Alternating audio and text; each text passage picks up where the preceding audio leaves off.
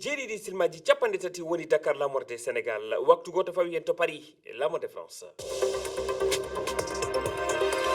Amadou Barouba.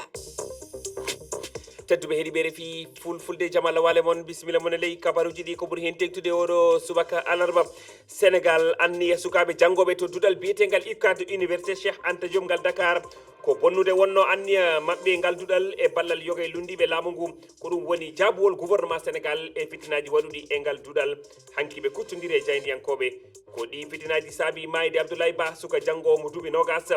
ɗi étudiant ji jeddiɗe tuume yiyande mabɓe kamɓe étudiant ji ɗi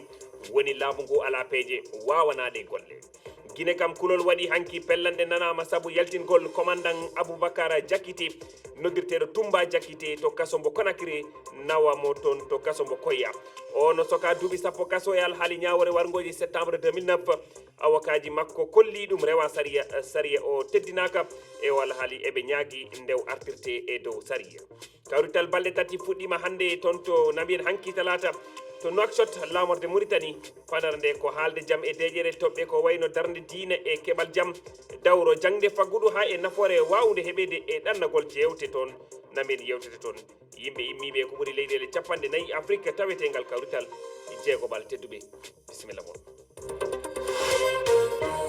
On calminama on juurama on jettama bisimilla moon e ley kabaruji ɗi hande ko alarba balɗe sappo e goho lewru ɗiɗi ɓuuri hitande ujunaji ɗiɗi nogas e jeegom. Sénégal gouvernement leydi ndi suuti konngudi hanki talata caggal mayde Abdoulaye Ba altine faltiɗo o suka janggowo mo duuɓi nogas ko rewi e fitinaji waɗuɗi toon to ICAD université Cheikh Anta Diop mo Dakar e jagorɗo halfinaɗo jangde towde e jagorɗo halfinaɗo kisal tuumi sukaɓe janggoɓe ɓe anniya bonnude duɗal ngal e dow ballal yoga e lundiɓe laamu ngu ɓe sukaɓe janggoɓe jaabima e wiide laamu ngu ala peeje wala wawa sakkade sohlaji mabɓe keɗoɗen Fadima Sy e yeeso jayniyankoɓe ɓe maître Bamba Cissé jagorɗo halfinaɗo gueɗe nder leydi ndi holliti wonde so police naati heccanki e nder duɗal towgal ngal ha janggowo goto maayi hen ko saabu janggoɓe ina joguino peeje bunnude ngal. Professeur Dawda Ngom halfinaɗo o jangde towde nde fawi hen wonde ko lundiɓe goni caggal ɓen janggoɓe.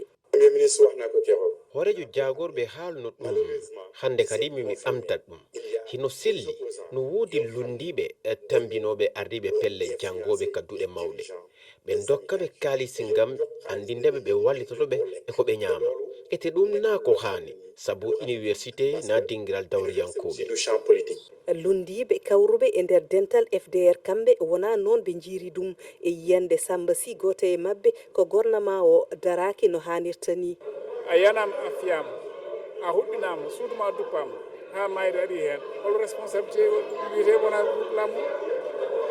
en la matière que gouvernement o woni responsable ko kewi ko kañum kewi kamɓe ɓe cikkata ko toujours